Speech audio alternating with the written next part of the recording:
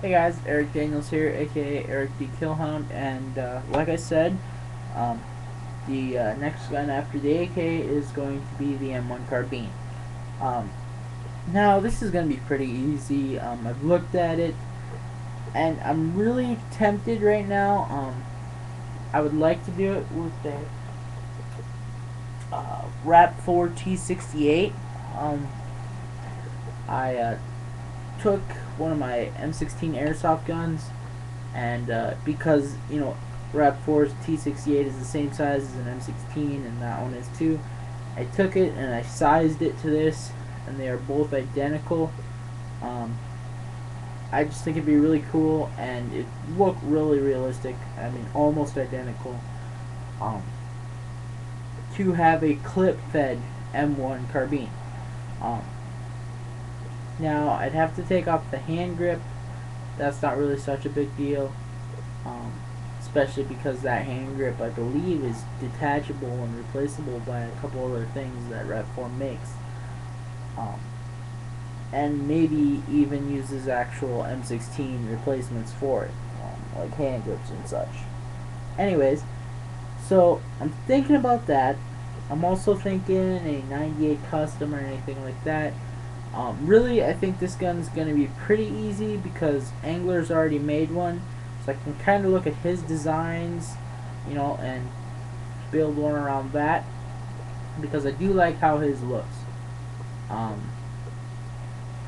However, the one thing I don't like is the first one he built, was built on Ion internals. Now, Ion, Ion XC, okay. Now the Smart Parts is out of business, well, forget that. Um, you know, he's now building them with the X7 Phenom. But what I really didn't like about the Ion design was the center feed neck. I mean, you use a lot of customizability and such, when you have a center feed neck in a scenario gun. Can't put any sights or rails or anything on there really, and I mean the M14 is such a versatile gun. They use it as a sniper, they use it as a support weapon, they use it as there's just so many things they use it for. Which I'm going in between an M14 and an M1 carbine. Um,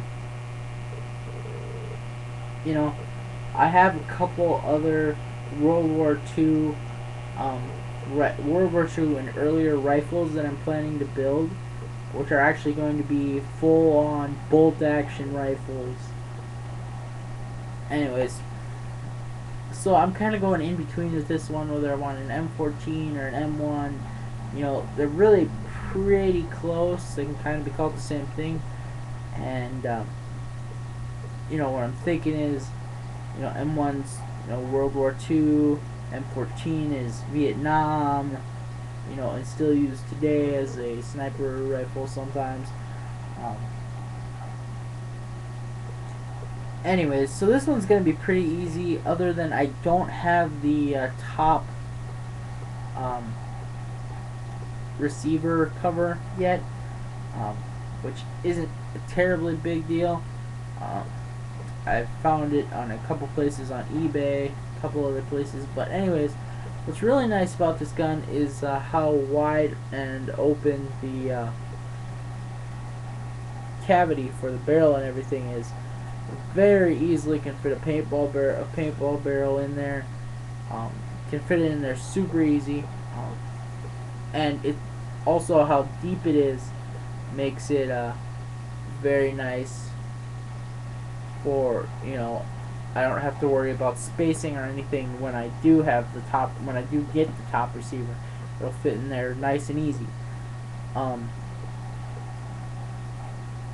Other than that, it's got a nice open cavity in the back where the clip and the receiver and all that in the back would go, which is why I'm thinking of getting the T68. Also, I have direct contact with Eric Angler, and he's a Rap 4 dealer, So it should be easy for me to get, just like the T68 receiver, with the handle already taken off possibly, and just, the clip and the trigger system, really only that.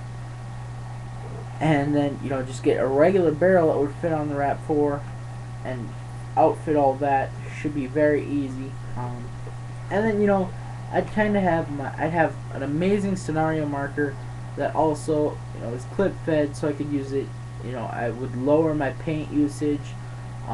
Certain fields that have like limited paint days, stuff like that, I'd be allowed to use that. It's just a whole nother branch into the realism factor, and I really like that about paintball.